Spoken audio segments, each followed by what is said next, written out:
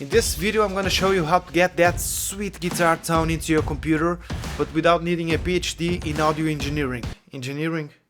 Engineering, right? Is that correct? You've got your guitar, you're ready to record, but you're looking at your DAW like... Do you need some help? Yes, please. Can you just help me? I want to connect this.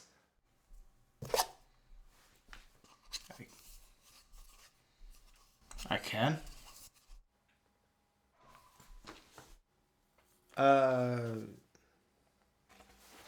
Okay. Let's just start before I end up with 50 takes of the same riff.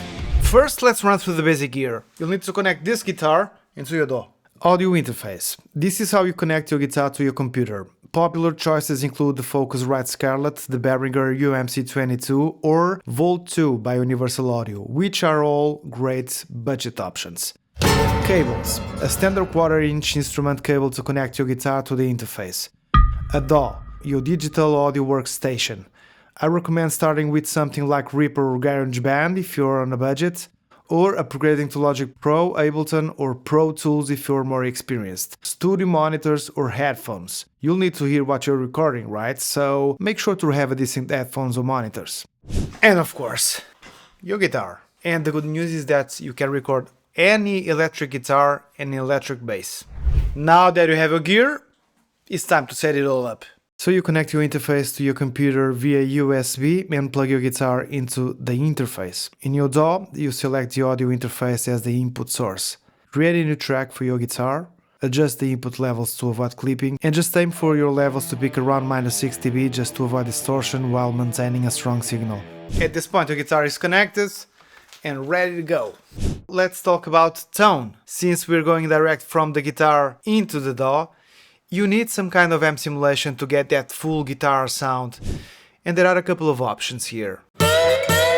So if you prefer to work completely in the box, plugins like Amplitube 5CS or Neural DSP offer amazing amp sims. If you're using Logic Pro, you have great options that already come in the box. You can shape everything from clean tones to high-gain metal sounds. But if you want an all-in-one solution, a modeler like the Valeton GP200 is a great choice. The Valeton is just an affordable and versatile unit that can offer a variety of amp models, effects and cap simulations.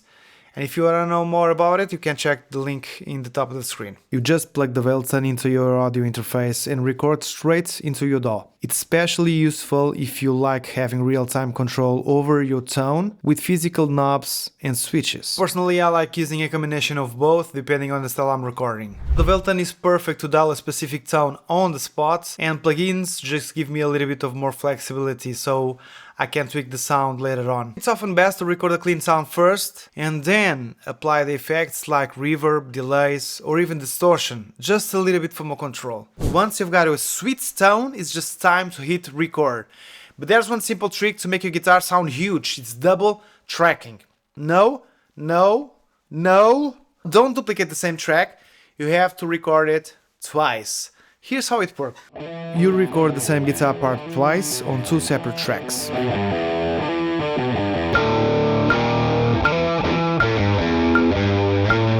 Then one track to the left and the other one to the right. This creates a wide stereo image and gives your guitar a fuller and richer sound.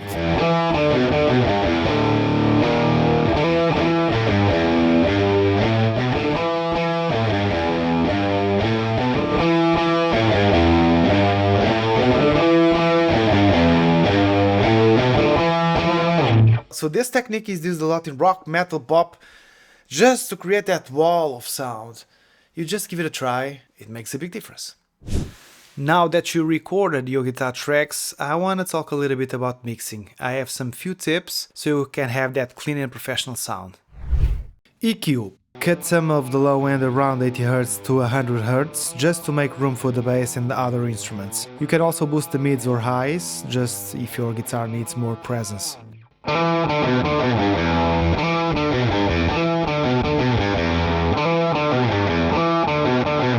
Compression.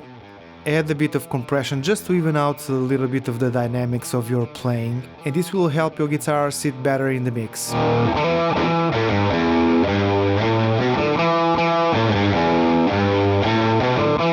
reverb and delay. Adding a little bit of reverb or delay can give your guitar depth, but be careful not to overdo it, unless you're going for a specific effect.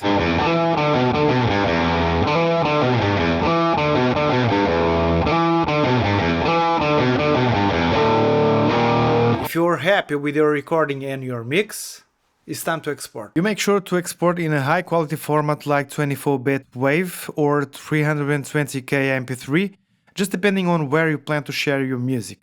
If this helped, hit the thumbs up, subscribe for more, tell me what gear you're using, what your thoughts, just drop in the comments. Bye!